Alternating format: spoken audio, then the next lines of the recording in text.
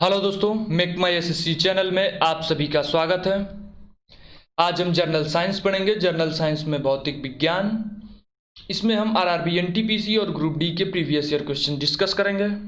इससे पहले हमने 4 वीडियोज और बनाई है जिसमें टोटल हमने 100 क्वेश्चंस किए हैं प्रीवियस ईयर के। आज क्वेश्चन नंबर 101 से शुरू करेंगे। यदि आपने वो वीडियोज़ नहीं देखी हैं तो कृपया हमारे चैनल पर जाकर उस वीडियो को प्लेलिस्ट में से देख लें। तो चलिए आज का सेशन शुरू करते हैं। क्वेश्चन नंबर 101, जब शुद्ध जल में डिटर्जेंट डाला जाता है तो पृष्ठ तनाव होगा। जब शुद्ध जल में डिटर्जेंट डालेंगे तो उसका पृष्ठ तनाव पहले से कम हो जाएगा, अर्थात पृष्ठ तनाव घट जाता है। क्वेश्चन नंबर 102, न्यूटन के पहले नियम को भी कहते हैं। न्यूटन के पहले नियम को जड़त्व का नियम भी कहते हैं। यह एक वेरी इंपॉर्टेंट क्वेश्चन है। ये तो अब तक सभी परीक्षाओं में पूछे जा चुके हैं क्वेश्चन। ये न्यूटन के पहले नियम को जड़त्व का नियम कहते हैं। यदि कोई वस्तु गति की अवस्था में है तो वह गति की अवस्था में रहेगी, स्थिति की अवस्था में है तो स्थिर अवस्था में रहेगी, जब तक कि उस पर कोई बाह्य बल न लगाया जाए। क्वेश्चन नंबर 103, द्रव चलित मशीनें किस सिद्धांत पर काम करती हैं। तो जो द्रव चलित मशीनें हैं वो पास्कल के सिद्धांत पर कार्य करती हैं। द्रव चलित ब्रेक, एक क्वेश्चन आया था पिछले बार कि द्रव चलित ब्रेक किस पर कार्य करता है। तो द्रव चलित ब्रेक होता है वो पास्कल के सिद्धांत पर ही कार्य करता है। द्रव चलित ब्रेक एक प्रकार का द्रव चलित मशीन ही है।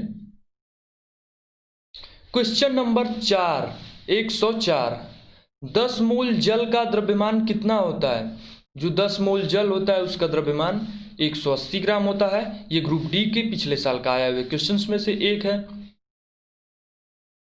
क्वेश्चन नंबर 105, बिना रुकावट वैश्विक प्रसारण हेतु कम से कम कितने तुल्यकाली उपग्रह जरूरी होंगे। इसके लिए कम से कम 2 उपग्रहों की जरूरत होती है। वैश्विक प्रसारण जैसे हम न्यूज चैनल देखते हैं उसके लिए हमें तुल्यकाली उपग्रह की जरूरत होती है। उस तुल्यकाली उपग्रहों के लिए हमें कम से कम 2 तुल्यकाली उपग्रह की जरूरत होंगे जिससे बिना रुकावट प्रसारण होता रहे। क्वेश्चन नंबर 6, दूध को मथने से क्रीम के अलग हो जाने का कारण है।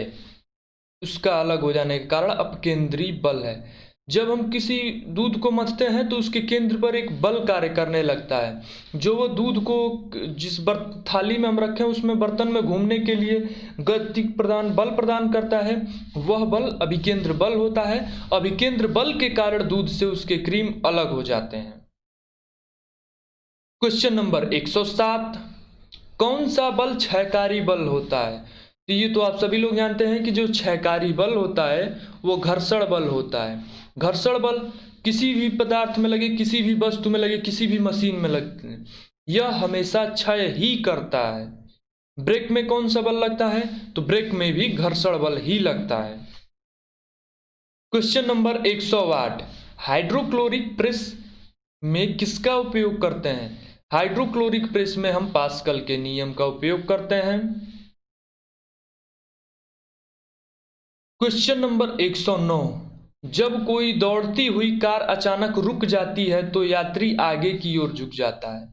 यह किसका उदाहरण है। यह गति जड़त्व का उदाहरण है। न्यूटन का प्रथम नियम के अनुसार यदि कोई वस्तु गति की अवस्था में है तो गति की अवस्था में रहेगी। तो चूंकि जब गाड़ी अचानक रुकती है तो व्यक्ति गति की अवस्था में रहता है तो वह आगे गति करने का प्रयास करता है। क्वेश्चन नंबर 110, वर्षा सह कोटों और तंबुओं के लिए सामग्री में जल सहगुण का स्रोत होता है। वो उसके पृष्ठ तनाव के कारण होता है। जो वर्षा सह में उसके जो पृष्ठ तनाव के कारण वो गुण पाए जाते हैं कि वह बारिश के बूंदों को अंदर जाने नहीं देता है, उसके पृष्ठ तनाव के कारण। क्वेश्चन नंबर 111, एक बार किसके बराबर होता है। जो एक बार होता है, ये बार एक इकाई है, वो किसके बराबर होता है। वो 105 पास्कल के बराबर होता है। यह एसएससी का क्वेश्चन है 2016 में का आया हुआ। क्वेश्चन नंबर 112, जब कोई पिंड वायुयान से गिराया जाता है तब इसकी क्या बढ़ जाती है, इसका त्वरण में वृद्धि होती है, अर्थात वह बहुत तेज, जितनी गति से गिराया गया उससे तेजी से ही नीचे गिरता है, अर्थात उसके त्वरण में वृद्धि हो जाती है। क्वेश्चन नंबर 113, जल खींचने वाले विद्युत पंप द्वारा हम बदलते हैं विद्युत ऊर्जा को स्थितिज ऊर्जा में। जल खींचने वाले विद्युत पंप द्वारा हम विद्युत ऊर्जा को स्थितिज ऊर्जा में बदलते हैं, क्योंकि जल से हम खींच कर इसे टंकी में भर देते हैं तो वह एक स्थिति हो जाती है, तो स्थितिज ऊर्जा उससे उत्पन्न होती है। क्वेश्चन नंबर 114, जब किसी पिंड को द्रव में डुबोया जाता है तो उस पर कौन सा बल कार्य करता है। जब किसी पिंड को हम द्रव में डुबोएंगे तो उस पर भार उत्प्रेक्ष बल कार्य करेगा, भार उत्प्रेक्ष बल। क्वेश्चन नंबर 115, जब किसी पाषाण खंड को पानी में डुबोया जाता है तो वह समान डैश से पानी को विस्थापित कर देता है। वह समान द्रव्यमान से पानी को विस्थापित कर देता है। यह आर्किमिडीज का सिद्धांत है। जब हम किसी द्रव में कोई द्रव्यमान डालेंगे तो अपने भार और अपने द्रव्यमान के बराबर पानी को विस्थापित करता है। क्वेश्चन नंबर 116, किसी पिंड की उस गति को क्या कहते हैं जिसकी कुछ समय के अंतराल के बाद पुनरावृत्ति होती रहती है। उसे हम आवधिक गति कहते हैं, क्योंकि एक निश्चित अवधि के बाद उसकी पुनरावृत्ति होती रहेगी, आवधिक गति। क्वेश्चन नंबर 117, लैंप की बत्ती में तेल किसके कारण ऊपर उठता है। लैंप की बत्ती में तेल केशिकात्व के कारण उठता है। जैसे हम देखते हैं कि लैंप की बत्ती में हम नीचे तेल भर के बत्ती लगाकर और जब तेल जला देते हैं बत्ती को तो नीचे से तेल ऊपर पहुंचता रहता है। यह घटना केशिकात्व कहलाती है और विसरण के माध्यम से तेल ऊपर पहुंचता रहता है।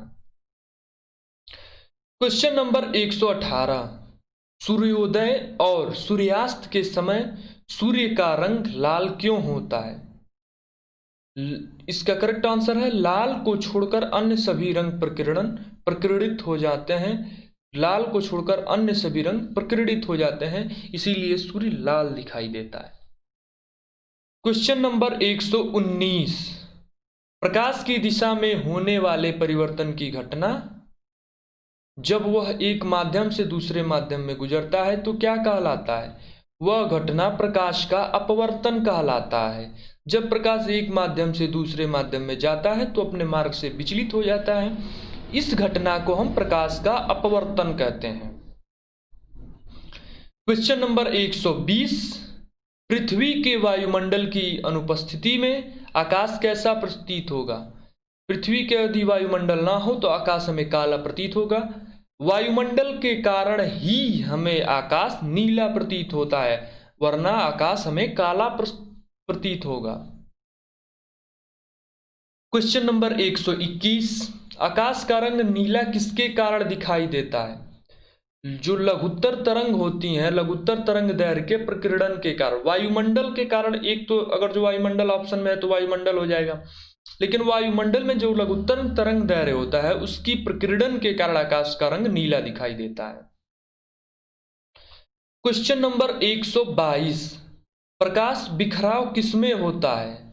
तो कोलाइडी घोल जो होते हैं उसमें प्रकाश का बिखराव होता है। कोलाइडी घोलों में प्रकाश का बिखराव होता है। क्वेश्चन नंबर 123, जब किसी तालाब के शांत जल में पत्थर फेंका जाता है तो तालाब में जल के पृष्ठ पर उठाने वाली लहरें होती हैं। तो जो जल के पृष्ठ पर जो लहरें उठती हैं वो अनुप्रस्थ तरंगे होती हैं, वो अनुप्रस्थ लहरें होती हैं। क्वेश्चन नंबर 124, डायोप्टर किसकी इकाई होती है। डायोप्टर किसकी इकाई होती है।